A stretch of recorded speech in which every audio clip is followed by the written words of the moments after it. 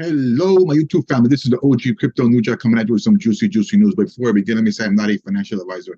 Anything you see or hear in this video is for educational and informational purposes only and should not be considered as financial advice. Remember to do your own research and consult with a qualified professional before making investment decisions. All right, we're going to begin looking at the total crypto market cap, and it is $1.22 trillion, and it is 0.5% down for the day at the time of this recording. Coming in at number one is Bitcoin at 29,510. Coming in at number two is Ethereum at 1,849. And I believe XRP is coming in at number 5 at 62 cents. Taking a look at crypto bubbles, it looks like the top gainer is up 9.1%. And Optimism looks like it's the biggest loser, down 8.2%. Taking a look at the Fear and Greed Index is neutral, coming in at 53. And shout out to the Crypto Hulk.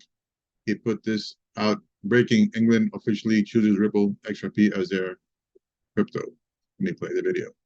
Hey everybody, this is XRP, and I'm gonna show you something. Remember how I used to always show you this? It was from like 3 years ago. Bank of England picks Ripple partner Accenture to create payments. So that basically means Bank of England is partnering with Ripple because Accenture uses Ripple. But anyhow, check this out. Now the Bank of England adopts what? Oh shit, look what we got here. Bank of England adopts Ripple Interledger protocol. Well, looks like Crypto Hulk was right the whole time. Yes, sirree. The Bank of England releases a paper exploring Ripple's Interledger protocol. Yes, it always comes true on Crypto Hulk program. We got a live stream today coming up at 7 o'clock p.m. August 9th. YouTube Crypto Hulk live stream, 7 p.m. We're going to blow your mind. Okay, moving on. Shout out to Empower Oversight and Crypto Law. Breaking: Empower releases trove of new SEC emails obtained in multiple FOIA lawsuits against agency. Empower Oversight litigation forces SEC to release additional documents. And yes, there was a very good treasure trove of documents that we got. Shout out to Weezy. He writes, voila, in the words of BC Backer, bingo.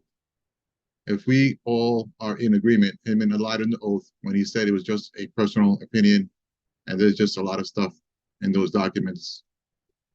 And shout out to the digital asset investor. Right? Bill Himmons said they didn't see a third-party promoter with Ethereum. The third-party promoter literally sent an email to try and get the meeting with the SEC. And all the truth is coming to the light. Okay, here we have Mr. Hoover. Shout out to him. Joseph Lubin is the biggest financial criminal of the 21st century. History will prove me right. Let me play the video. When we look at how Ether today is operating, at least, we see a highly decentralized network, and we don't see a central third party. Oh, they don't see a central third party. Interesting. Okay, moving on. Shout out to Weezy again. Remember when Ethereum Joseph didn't want to speak with SEC Gov? I do. Hashtag ETHgate. And look at the video. So first, our lawyers have requested that we never use the term ICO, basically, so that we don't have to talk to the SEC very much, or can potentially speak with them much less. So there you go. And if you're wondering how did this happen, Mr. Huber again says, you're asking what the Inspector General did while he was watching Bill Himmons committing serious misconduct? Committing serious misconduct himself. The SEC is a criminal organization. There's just no way around it. And I wish the SEC was abolished because they do nothing but bad. They help no one except enrich themselves and their friends with corruption. It says here, exclusive, SEC's internal watchdog kept job despite serious misconduct finding. And this is why things happen, folks. We need to abolish the SEC. Okay, here we have Cointelegraph. The SEC Gov suit against Coinbase is set to be challenged as the exchange chief legal officer, I am Paul Grewal, says we will file to dismiss the regulator's case on August 4th. And we're waiting on that. Jack the Ripper writes, boom, the central bank of France have reportedly discussed XRP and Ripple for the launch of a central bank digital currency, CBDC. The Central Bank of France is planning to prefer XRP over Bitcoin and Ethereum, and is an easy choice in my opinion. The other two are just too expensive and too slow. Okay, moving on, Jack the Ripper again. Boom, biggest bank in the world asking for XRP to bridge money from A to B. This is Brad Garlinghouse. Let me play the video. And another thing I mentioned to David backstage, I was in talking to one of the largest global money center banks on the planet, and I was talking to about our primary product, fiat called XCurrent. And this guy kind of interrupts me. He's like, yeah, that's nice, but I have a problem settling into Peru. Can I use XRP to help me settle into Peru? And honestly, I was like, holy shit. Like, here's one of the biggest banks in the world who has more liquidity than almost anybody out there. And I'm not even trying to talk to him about crypto and digital assets. I'm trying to talk to him about the core of fiat to fiat.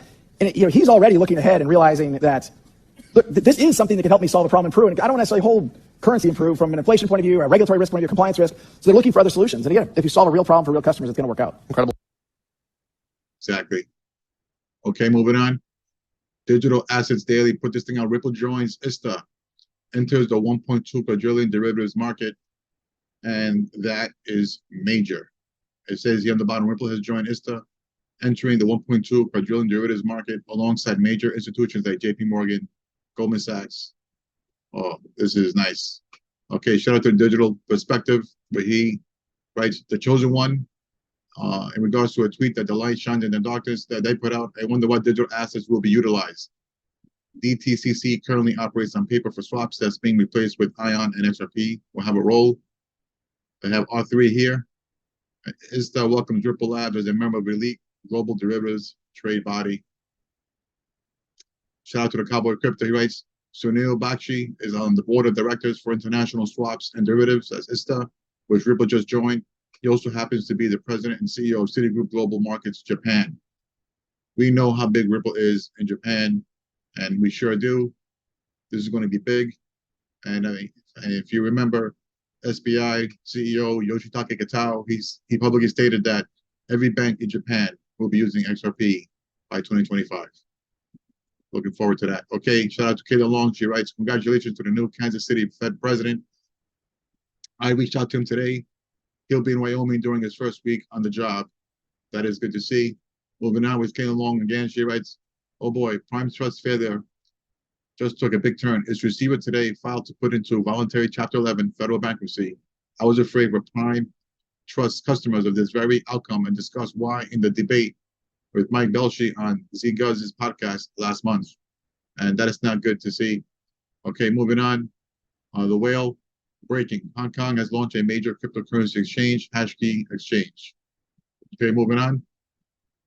De La Brow, a former Ripple executive, writes, it's a wrap. All 15 use case pilots completed on schedule July 31st. Congratulations to all industry teams that pulled together to make this real Australian #CBDC pilot happen. Look out for the findings report next month. Nice to see. Okay, moving on. Shout out to Ashley Prosper. She writes, if the opinions of the staff at SEC are their own and do not reflect the views of the commission, the Bitcoin does not have clarity. The next set of commissioners may have a different view. That's the problem with relying on snowflake statements from flaky agencies. Their words can just melt away. 100% correct. Okay, CoinDesk put this thing out. Sam Bankman-Fried willfully leaked his former partner Caroline Ellison's diary. It needs to be jailed, said the Justice Department, as it continues to push for former FTX CEO's incarceration. Well, we'll see how that goes. But he just got some charges dropped in regards to the political donations. Okay, shout out to Jeremy Hogan. He writes, the SEC absolutely believes that XRP itself is a security, and Judge Torres clearly repudiated that belief in her ruling. Here's a transcript from the 2021 hearing. The SEC lawyer argues that XRP remains a security, but that there's an exemption for individuals to sell. So what they were saying was not correct. Okay, well, again, breaking Microsoft to explore digital crypto payments and CBDC. Okay, moving on. CoinDesk. Just in, global payments giant PayPal is launching its own dollar peg stablecoin. PayPal to issue dollar peg crypto stablecoins. And here we have stock money lizards. You got to be careful with that, because here, this is what happens when the fiat boys entering the game. The new PayPal USD stablecoin includes a function called asset protection, which has the capability to clear your balance using a two-step processing involving the actions of freezing first and then wipe frozen address.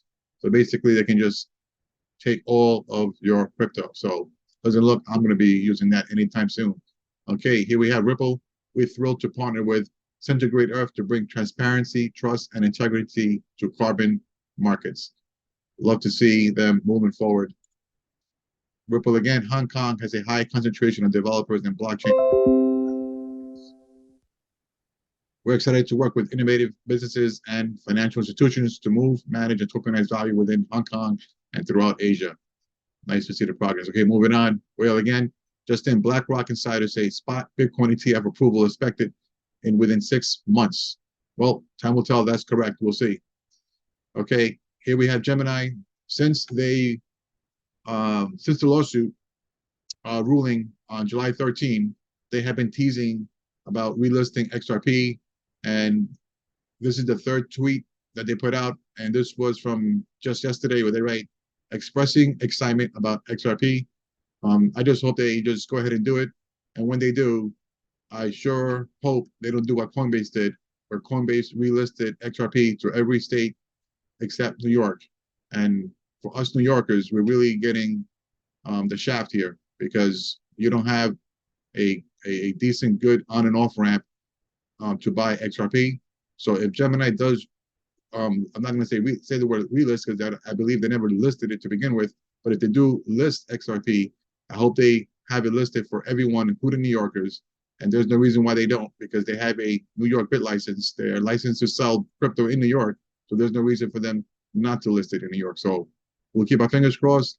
Gemini, do the right thing, relist XRP, and make sure you relist it for everyone. Okay, moving on. Shout out to Chad Steingraber. Oh, what do we have here? BDO, Bank of Philippines, Rack Bank of Dubai, team up with Ripple, and they're part of the Digital Dollar Project final report. I'm making this easy for you. Hashtag XRP cross-border. And here you see, this is just going to be massive. Okay, moving on. Chad Steingraber again, was Bank of New York Mellon, Volante, Volpay, globally connected and ready for some cross-border action. Once you know volume is going through FedNow and the big players have tested the network. Volante and Bank of New York Mellon collaborate for payments. This is nothing but good news all around. And he continues, Ripple is working directly with the Bank of International Settlements on cross-border payments interoperability task force. You know, like the task force that led to the FedNow, except this is like for the whole world. This is beyond huge. Ripple is now directly working with the BIS, the Bank of International Settlements. This is the central bank for central banks. This is as big as you can get. And Ripple is now has a seat at the table with the biggest bank. I mean, it can't get any bigger than this. Nothing but sunny skies ahead for Ripple and XRP. Okay, moving on. Shout out to Digital Perspective and the Digital Asset Investor for putting this thing out. First, DII writes, this is ETHgate. It's why they attack XRP, ADA, and others. It's why the ETH whales are disguised. It's why they did the Hinman speech and gave ETH only the free pass. It's why Ripple wins. Charles knows and calls them out in this clip. We have the video. And Digital Perspective writes, this is exactly why Judge Torres made the ruling about early sales. Now, ETH investors are in violation of securities law as it applies to early sales. Careful what you wish for, you may just get it. And they did. But they didn't think for a moment it would be them in the firing line. Let me play the video. Do you think that VCs overlook the Cardano ecosystem? Some do, some don't. It just depends on the location. Is it a family office? Is it certainly A16Z and others are like Cardano. But the problem is that we didn't. Why do you think that is? Because we didn't have any Ponzonomics for them. I mean, let's be honest here. The vast majority of VCs, let's just be honest, the way they approach it is liquidity. So they say, when is the token coming out? Where's the marketplace for the token going to be? Do I get an early distribution? How do I exit that early distribution when the retail people come in? And you've seen numerous layer ones and dApps, we won't name names, where they launch the market at a very high valuation, the insiders dump, they go down, and they walk away with a lot of money. And so there wasn't a lot of Ponzonomics to offer, and it was a fair distribution of Cardano. It has a great Gini coefficient. It's one of the most distributed currencies in terms of distribution. So there was no insider distribution to go and sell. Some of these layer ones, which you guys track on your platform, the insider distribution is greater than 50%. So if you're a VC, you say, oh, wow, if I get involved in this and I get 10% of the supply and I could get 100x in 6 months, this is my favorite thing in the whole wide world. They look at Cardano and they say, well, where's that opportunity? We say, well, it doesn't exist. It's an egalitarian distribution. So I got nothing for you. Do you think that? Exactly. And that is 100% how it goes. And you know what? We need to change things. Okay, moving on. Jack the Ripper just in. The Bank of Russia has revealed that it will begin testing operations for Russia's central bank digital currency, CBDC, project with digital rubles. The test will begin on August 15. Reminder, the Central Bank of Russia successfully tested XRP. And I believe they have been testing XRP since as far back as 2014. So be on the lookout for that. Okay, shout out to Riz XRP. You can't minimize Judge Torres' ruling over XRP not being a security. Good guys 1, bad guys 0. Let me play the video.